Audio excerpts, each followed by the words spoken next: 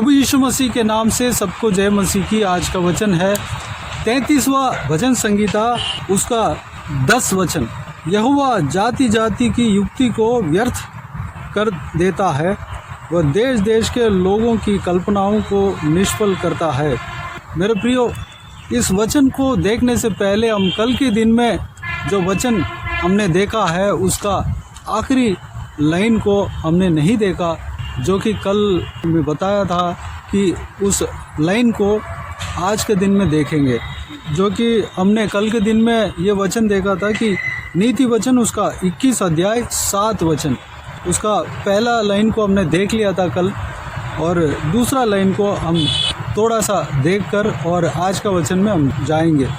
नीति वचन उसका 21 अध्याय 7 वचन में इस तरह लिखा हुआ है, जो उपद्रव दुष्ट लोग करते हैं उससे उन्हीं का नाश होता है, क्योंकि वे न्याय का काम करने से इनकार करते हैं। कल के दिन में हमने देखा जो उपद्रव करता है, जो अपने आप को बड़ा समझता है, वो लोग इस तरह समझते हैं कि मुझे कोई कुछ नहीं कर पाएगा, मैं ही बड़ा हूँ, मैं ही हूँ, इस तरह की बोलकर वह घमंड के साथ दूसरे के ऊपर अत्याचार करते हैं और दूसरे को परेशान करते हैं, दूसरे को लूटते हैं, छोटे लोगों को दबाते हैं, इस तरह करते हैं। उनको जो है उनका दुष्टता के कारण उन्हीं का नाश हो जाएगा। उनका दुष्टता ही, उनका दुष्ट काम ही उनको नाश कर देंगे। इस विषय के बारे में हमने कल के दिन में देखा है। जो हमने बीते हुए दिनों में पाप किया है, हम उसका दंड ज़रूर हम पाएंगे। हम ही नहीं बल्कि हमारा संतान और हमारे संतान के संतान, यानी कि 4 पीढ़ी उस हमारे दुष्ट काम के बदला पाएंगे। लेकिन अभी हम मन फिरकर परमेश्वर प्रभु यीशु मसीह के आगे जाकर प्रभु यीशु मसीह के आगे अपने पापों को मान लेते हैं और माफ़ी मांगते हैं, तो प्रभु यीशु मसीह हमें माफ़ कर देता है। हमारा बीते हुए दिनों में जो भी पाप किया है उसका कीमत 2000 साल पहले कलवारी क्रूस पर चुका दिया है। हमें माफ़ी मांगने का बारी है, हम अपने आप में पश्चाताप करने का बारी है। अगर हम पश्चाताप करके प्रभु यीशु मसीह के ऊपर विश्वास करके हम प्रभु यीशु मसीह से माफ़ी मांगते हैं, तो हमें माफ़ करने का अथॉरिटी, अधिकार उनके पास है। प्रभु यीशु ही हमें माफ़ कर सकते हैं। अगर वो माफ़ कर देंगे तो हम उस पाप के द्वारा जो प्रतिफल जो मिलेगा, उस प्रतिफल से, उस दंड से, उस नाश से हम छुटकारा पा सकते हैं। और अगले लाइन में इस प्रकार लिखा हुआ है कि क्योंकि वे न्याय का काम करने से इनकार करते हैं। जो अन्याय करते हैं, जो छोटे लोगों को दबाते हैं, दूसरे लोगों को परेशान करते हैं और अपने आप को समझते हैं कि मुझे कोई कुछ नहीं कर पाएगा और दुष्टता के काम करते हैं, वो लोग अपने दुष्टता के कारण उनका नाश हो जाता है, विनाश हो जाते हैं। विनाश इसलिए भी होते हैं कि वह न्याय के काम को नहीं करना चाहता। परमेश्वर का अनुग्रह हर एक मनुष्य के ऊपर है, चाहे पापी क्यों ना हो, जो पाप में अभी हैं उनके ऊपर क्यों ना हो, परमेश्वर का अनुग्रह है। क्योंकि परमेश्वर कोई भी इंसान को खोना नहीं चाहता।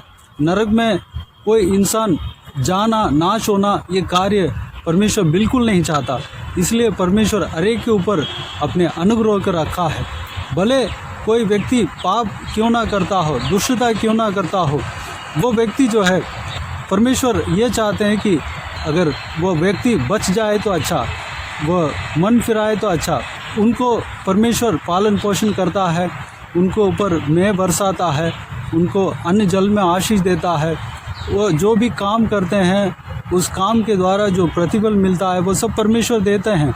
उनको पालन पोषण करते हैं, उनके ऊपर परमेश्वर अनुग्रह रखते हैं, उनको पहनने के लिए वस्त्र देते हैं, उनको रहने के लिए मकान देते हैं। वो सब परमेश्वर का अनुग्रह के द्वारा हो रहा है। अगर उनका पाप जो है हद से ज़्यादा बढ़ जाते हैं और परमेश्वर के खिलाफ हद से ज़्यादा करने लगते हैं और न्याय के खिलाफ करने लगते हैं और न्याय इससे दूर रहते हैं, दूर हो जाते हैं और न्याय को करना नहीं चाहता, तो उनके पाप जो है वह उस व्यक्ति को नाश कर देता है, विनाश हो जाता है। मेरे प्रियो, इसलिए वह व्यक्ति जो है मन फिरना अवश्य है। अगर वह व्यक्ति धर्म के काम अगर करना चाहे, प्रभु यीशु मसीह के पीछे चलना चाहे, धर्म के कामों की ओर अपने मन को फिराए और धर्म के काम करने के लिए अपने आप को मन लगाए, तो वह व्यक्ति बच सकता है। उनके लिए एक ही काम करना है, प्रभु यीशु मसीह के आगे आकर घुटने टेक कर अपने पापों को मान लेना है और अपने पापों के लिए पश्चाताप करना है और प्रभु यीशु मसीह से माफ़ी मांगना है। प्रभु यीशु मसीह माफ़ करने के लिए हमेशा तैयार रहते हैं।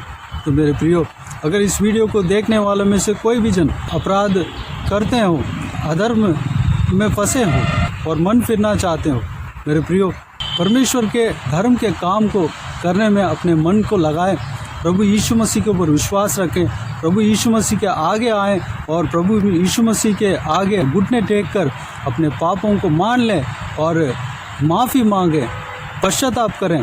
प्रभु यीशु आपको माफ़ करने के लिए सामर्थ्य है, क्योंकि आपके पाप को, हमारे पापों को माफ़ करने का अथॉरिटी उनके पास है, उन्हीं के पास है। वही हमारे पापों को माफ़ कर सकते हैं। अगर वह हमारे पापों को माफ़ कर देंगे तो हम आज़ाद हो जाएंगे। मेरे प्रियो, ये इस सारे बातों को जो कल के जो वचन हमने देखा है, उस वचन के द्वारा हम मनन करते हैं, हम जान रहे हैं। और आज के वचन के बारे में हम देखेंगे। आज के वचन में जो हम देख रहे थे, जो कि 33वां भजन संगीता उसका 10 वचन, उसमें लिखा है, यहोवा जाति जाति की युक्तियों को व्यर्थ कर देता है, वह देश देश के लोगों की कल्पनाओं को निष्फल करता है। प्रभु यीशु ऐसा क्यों करते हैं? जाति जाति के युक्तियों को निष्फल करते हैं। जो व्यक्ति परमेश्वर के खिलाफ जो अपने आप को घमंड करता है और अपने नाम के लिए कुछ करना चाहता है और परमेश्वर को याद नहीं करता, प्रभु परमेश्वर को महिमा नहीं देता और अपने नाम के लिए वह युक्ति करता है, उनके युक्ति जो है विनाश हो जाएंगे, उनके युक्ति व्यर्थ हो जाएंगे। परमेश्वर उनके युक्ति को व्यर्थ कर देंगे। एक संभव को पुराना नियम में हम परमेश्वर के वचन में देख सकते हैं, पवित्र बाइबल में देख सकते हैं कि सारे जन का, सारे जातियों का भाषा एक ही था पहले। तो वो लोग सब मिलकर एक जगह पे इकट्ठा हुआ और बहुत बड़ा नगर बनाने का प्लान किया, जो कि वह इमारत जो है आकाश तक पहुंच जाए। इस तरह के प्लान करके वो लोग बनाने लगे। उस कार्य को देखने के लिए परमेश्वर इस धरती में उतर आया। वो लोग सारे जन मिलकर अपने नाम को प्रस्ताव करने के लिए इस तरह कर रहे थे, अपने दिमाग को इस्तेमाल करके इस तरह कर रहे थे। यानी कि जो घमंड जो है वह उनके अंदर आया था। इसलिए परमेश्वर उतर आया कि मनुष्य क्या कर रहे हैं, इस तरह उतर आया, क्योंकि वो परमेश्वर को बिना बताए इस काम को कर रहे थे। परमेश्वर के महिमा के लिए नहीं, बल्कि अपने महिमा के लिए कर रहे थे। परमेश्वर उस कार्य को देखकर उन सबका भाषाओं को तितर बितर कर दिया। यानी कि अलग अलग भाषा तब से ही हुआ। उससे पहले सारे दुनिया में जितने भी लोग थे, सबका भाषा एक ही था, एक दूसरे के बोल को समझ पाते थे। लेकिन उस संभव के बाद सबका भाषा अलग अलग हो गया। मेरे प्रियो, परमेश्वर के लिए महिमा के अलावा हम अपने समझ के अनुसार, हम अपने महिमा के लिए अगर कुछ करते हैं तो उसमें परमेश्वर गड़बड़ी डालेंगे, उसमें परमेश्वर उस काम में साथ नहीं देंगे, उस काम जो है सफल नहीं होगा, निष्फल कर देंगे। मेरे प्रियो, हम जो कुछ भी करें परमेश्वर के महिमा के लिए ही करना है। अगले लाइन में इस तरह लिखा हुआ है कि वह देश देश के लोगों की कल्पनाओं को निष्फल करता है। जो भी परमेश्वर के खिलाफ जो कल्पना हम करते हैं, अपने नाम के प्रस्ताव के लिए, अपने नाम के महिमा के लिए अगर हम कल्पना करते हैं, वो जो है वो कल्पना जो है कभी सफल नहीं होगा। अगर सफल हो भी जाएगा, अगर हम उस कार्य को सफल होने के लिए कोशिश भी करेंगे तो भी उसके द्वारा हम आशीष नहीं पा पाएंगे। पहली बात तो वो सफल नहीं होगा, उस कार्य को परमेश्वर निष्फल कर देगा, उस कार्य के द्वारा हमें नुकसान नहीं होगा। मेरे प्रियो, परमेश्वर का वचन कहता है कि जो भी करें परमेश्वर के महिमा के लिए करना है। पवित्र आत्मा के अगुवाई जो है हम पाए हैं। हम नया नियम के लोग हैं। पुराना नियम में जो बेबीलोन में लोग इकट्ठा हुए थे और परमेश्वर के बिना बताए, परमेश्वर के नॉलेज में नहीं डाले, वह अपने नाम की महिमा के लिए जो एक नगर बना रहे थे, उस तरह नहीं, बल्कि हम नया नियम में जो परमेश्वर प्रभु यीशु ने हमसे कहा है, उस वचन के अनुसार हमें चलना है। पवित्र आत्मा हमें दिया हुआ है, पवित्र आत्मा का अगुवाई के अनुसार हमें चलना है। हम जो कुछ भी करें परमेश्वर के महिमा के लिए करना है। यही परमेश्वर का वचन हमसे कहता है। हम खाएं पिएं, जो कुछ भी करें उसमें परमेश्वर के नाम की महिमा मिलना चाहिए। हम सुबह उठते हैं तो परमेश्वर के नाम की महिमा देना है, चाहे आप अन्य भाषा के द्वारा क्यों ना हो, या आप मुंह के द्वारा स्तुति के भेंट क्यों ना हो चढ़ाना है। हर एक काम के द्वारा परमेश्वर के नाम की महिमा देना है, परमेश्वर को ऊंचा करना है। परमेश्वर, जो व्यक्ति घमंडी है, जो उनका आदतों का खिलाफ है, जो परमेश्वर के खिलाफ आदत में एक जो गुण है वह है घमंड। वह गुण हमारे अंदर नहीं होना चाहिए। अपने नाम को प्रस्ताव करने के लिए नहीं, बल्कि परमेश्वर के नाम को प्रस्ताव करने के लिए हम जब काम करेंगे तो परमेश्वर हमें आशीष देंगे, हमें ऊंचा जगह पर रखेंगे, हमें लोगों के बीच में ऊंचा रखेंगे। परमेश्वर को मालूम है, परमेश्वर जानता है कि हमें कब आशीष देना है, कब हमें ऊंचा रखना है, ऊपर रखना है। उनके जो वक्त है, उनके वक्त में ये सब होंगे। हम हमारे महिमा के लिए इंतज़ार नहीं करना है, हमारे नाम के प्रस्ताव के लिए इंतज़ार नहीं करना है, बल्कि परमेश्वर के नाम की महिमा के लिए ही हमें काम करना है। तब हमारे लिए फ़ायदा है, तब हमें परमेश्वर आशीष देंगे, हमसे प्रसन्न होंगे।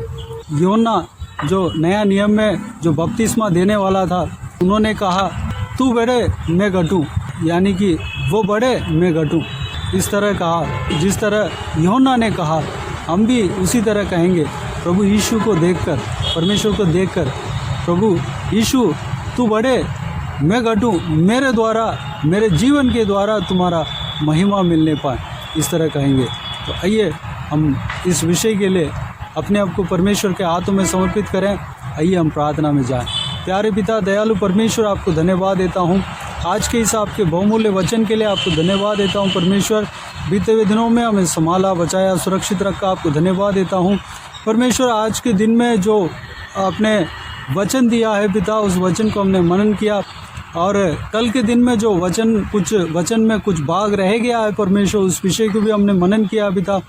परमेश्वर, उस सारे बातों के लिए आपको धन्यवाद देता हूं परमेश्वर। आज के दिन में जो मनन किया उस वचन के लिए आपको धन्यवाद देता हूं परमेश्वर। पिताजी, हम आपके खिलाफ दुष्टता के काम नहीं करने पाए, आपके नाम के महिमा जो होता है परमेश्वर, उसी काम को हम करने पाएँ। हमारे काम के द्वारा आपके नाम की महिमा मिलने पाए, आपके नाम की महिमा के लिए ही हमारा काम होने पाए। हमारा जो भी काम है परमेश्वर, उसमें आपके नाम की महिमा होने पाए, महिमा देने पाए, अनुग्रह देना परमेश्वर। हम अपने आप को बढ़ाने के लिए, अपने आप को ऊंचा करने के लिए, अपने नाम को प्रस्ताव करने के लिए कोई काम नहीं करने पाए परमेश्वर, उसमें आप प्रसन्न नहीं होते हो, बल्कि परमेश्वर जब हम आपके नाम के महिमा के लिए करते हैं पिता, उसमें हम आशीष पाते हैं परमेश्वर। पिताजी, यूहन्ना जिस तरह कहा परमेश्वर, मैं घटूं तू बढ़े, मेरे जीवन से आपके नाम की महिमा मिलने पाए परमेश्वर। हम सब ये बात को कहते हैं परमेश्वर। धन्यवाद देता हूँ पिता, हमें इस्तेमाल करना परमेश्वर। हम परमेश्वर इस दुनिया में पिताजी जितना समय जिएंगे परमेश्वर, और इस संसार के जीवन के बाद भी जब हम स्वर्ग राज्य में प्रवेश करेंगे, पूरे जीवन में पिता हम आपके नाम की महिमा के लिए ही जीने पाएँ, आपके काम को करने पाएँ परमेश्वर। हमारे अंदर जो घमंड है परमेश्वर, जो कि आपके खिलाफ का काम है, आपके खिलाफ की सोच है, सब कुछ हमारे अंदर से दूर करना पिता। धन्यवाद देता हूँ परमेश्वर। हालेलुया पिता, नम्रता हमारे अंदर देना, दीनता हमारे अंदर देना परमेश्वर। हमारे द्वारा आपके नाम की महिमा मिलने पाए पिता। हम जो कुछ भी करें, हम चाहे खाएं पिएं, जो कोई भी काम करें, उसमें आपके नाम की महिमा मिलने पाए, अनुग्रह देना पिता। धन्यवाद। हालेलुया। सारा व्यूअर्स को इसी तरह आशीष देना, संभालना, किसी को भी कोई भी कमी घटी ना होने देना। भरपूर आशीष देना। कोई भी जन बीमार हो उनको आपके हाथों में सौंपते हैं, उन्हें छूना, चंगा करना प्रभु यीशु मसीह के नाम से चंगा होने पाए। अगर किसी को दुख हो, तकलीफ हो, सारा दुख तकलीफ को दूर करना, परेशानी को दूर करना, आंसुओं को पहुँचना। हालेलुया। जो कोई भी जन जहाँ कहीं भी जाते हैं आते हैं, हर एक के ऊपर आपके हाथ हमेशा बने रहने पाए, सुरक्षित रखना। महिलाओं को आपके हाथों में सौंपते हैं, छोटे बच्चों को आपके हाथों में सौंपते हैं, बुजुर्गों को आपके हाथों में सौंपते हैं पिता, उनके संग रहना, सुरक्षित रखना। हालेलुया। बाकी सारे बातों को आपके हाथों में सौंपते हैं। सारा आदर महिमा जलाल आपको मिलते रहे। सारा दुआ प्रार्थना को प्रभु यीशु मसीह के नाम से मांगते हैं, सुनो और ग्रहण कर। आमीन आमीन। प्रभु यीशु मसीह के नाम से प्रभु यीशु मसीह का आशीष और अनुग्रह हम सभी के ऊपर बने रहें। आमीन आमीन। मेरे प्रियो, इस चैनल को सब्सक्राइब करें और शेयर करें। अगर किसी को भी प्रार्थना का विषय हो तो डिस्क्रिप्शन में दिए हुए नंबर पर कॉल करके प्रार्थना करा सकते हैं, हम आपके लिए प्रार्थना करेंगे। आप अपने व्यक्तिगत प्रार्थना में हमारे लिए प्रार्थना कीजिए, इस सेवकाई के लिए, इस सेवकाई का उन्नति के लिए, इस सेवकाई में जुड़े हुए हर एक जन के लिए, हर एक आत्मिक उन्नति के लिए, तरक्की के लिए, आत्मिक आशीष के लिए, संसारिक आशीष के लिए, पारिवारिक आशीष के लिए प्रार्थना करें। प्रभु यीशु आप सबको आशीष दे। इस सेवकाई के द्वारा परमेश्वर आपके जीवन में कार्य किया हो वो भी हमें बता सकते हैं, ताकि हम सब मिलकर परमेश्वर को धन्यवाद दे सके, महिमा कर सके। प्रभु यीशु आप सबको आशीष दे। आमीन आमीन।